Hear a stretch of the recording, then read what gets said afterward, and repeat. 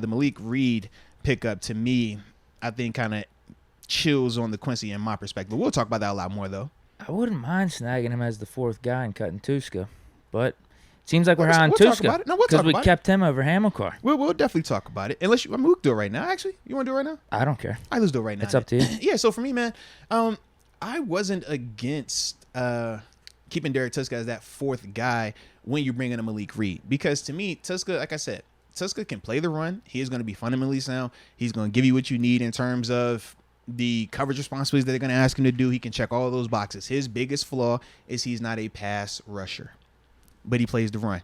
And as I said before, the contrast of that when people say, oh, man, I'd much rather have the pass rusher than the run stopper, was that 2020 Cleveland Browns wild card playoff game, Cassius Marsh is out there. And we talked about how they continued to run the ball at him, and he could not stop the run. Cassius Marsh can rush the passer. He will get a sack. He can do that. We saw that firsthand. He definitely is capable of that, but he struggles at stopping the run.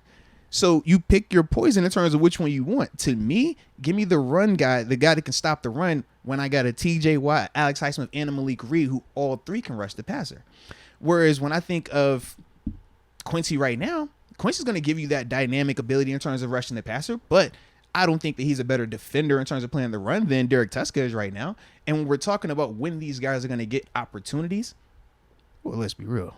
TJ Watt, he ain't going to miss too many of these third downs if he's healthy. Alex Highsmith, he's not missing too many third downs if he's healthy. Malik Reed, he's going to be the next in line for them third downs. So whenever this fourth guy's getting out there, it's rush situations, it's first and second down type of stuff.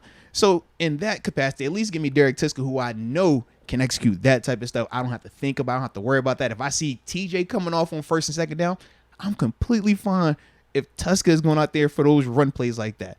I just don't want to see it when it comes time to pass plays. But now that Malik Reed is here, we don't have to, because Malik, to me, is that clear third rusher here. He's the swing rusher. He plays right and left, and he can do it at a high level. So that's the thing for me where I'm like, I like where we're at. I think we're good. How about that, though? Mm-hmm. We have Hamilcar going into yesterday. We're assuming he's the third guy. He gets cut. Then we trade for Malik Reed out of nowhere. I love that move. Yeah. Well, I love it as well for a couple of reasons, man. Think about where we were a week ago. It was to the point where we were all trying to talk ourselves into these outside linebackers. My JMU guy, Rondell Carter, Hamilcar Rashed. I'm over here trying to watch film, and I'm like, I don't like all this stuff, but at least this is all right. We can work with this. This is okay. This is acceptable. And then we were doing the same thing with Delonte Scott. We're like, I mean, he flashes sometimes in practice, but in these games, we're like, what is this? He got the sack, but then it was like, I mean, it was cool, but was it really? It was a lot of that going on. So we're like trying to make ourselves believe in these guys, make ourselves love these guys, make ourselves feel confident in these guys. I'm just glad that we don't have to keep doing that. So when I saw them make that trade for Malik, I was like, thank you. Because Malik is a proven player in this league. He's not a starter in terms of would you want him your opening day starter, but he's proven that he is more than capable of starting. And that's because of Von Miller and Bradley Chubb. Obviously, they've missed a good amount of time when both of them were in Denver at the same time. And that's what allowed Malik to play. But Malik is a competent player out there. He's varsity. He's going to be able to rush the pass. I mean, we saw that here personally. He knows how to get after the quarterback. It's not as flashy as an Alex Highsmith. It's not as sexy as a TJ Watt, but it's efficient.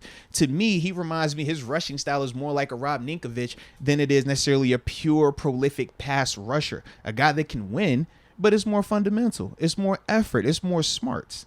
But he's consistent with that. And when you also talk about him in terms of the run game, he's physical in that element. He's fundamentally sound in that element. But I love the fact that he can play both right and left. So now you don't feel limited in terms of where you utilize him at and stuff like that.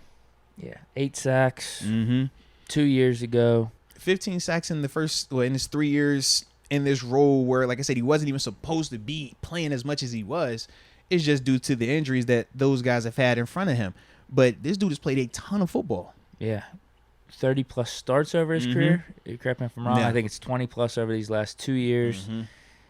Yeah, dude. I mean, he's still young, 26 years old. The contract's cheap as hell because he's still on his rookie deal. Yeah, absolutely. And he was undrafted. So it's not even like you're paying a high draft premium for a former first or second round pick. No. I'm assuming for us this is just a one-year deal, and then you assess everything in the offseason. But this is exactly what we need just for this season. Yeah. A third guy behind TJ Watt and Highsmith in case either one of them go down with injuries for a couple games. Or if they get tired and we just need somebody that we Oh feel yeah, I confident still can think come he in could and sub probably it get in for 20 or 30% of the snaps. I personally hope that they do that, because that would mean that Alex and TJ aren't playing too many snaps, because we talked about that dynamic as well. A guy plays 70 snaps, but 15 of them you're like, bro, you should have came out for these plays.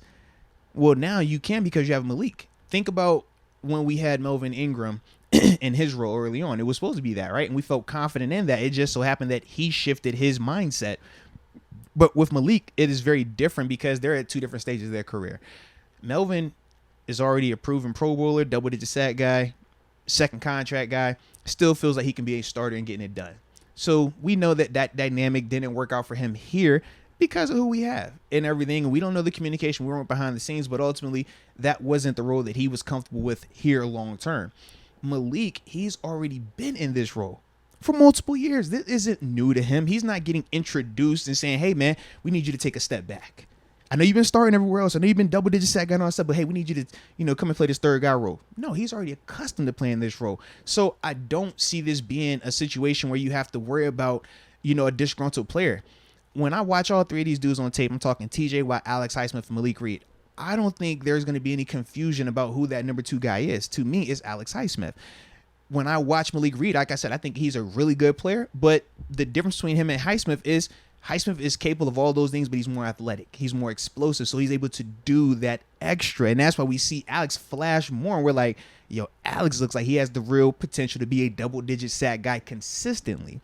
So with that, I don't see it being this issue of a Malik Reed feeling some type of way if he's not getting enough reps, or feeling some type of way if he doesn't get a he start. wanted to come here. Absolutely. So those are all the things that I'm looking at this, and I'm saying, man, I love this move. I think this is a great move for us because of the player, where he's at in his career, and also what we currently have in-house.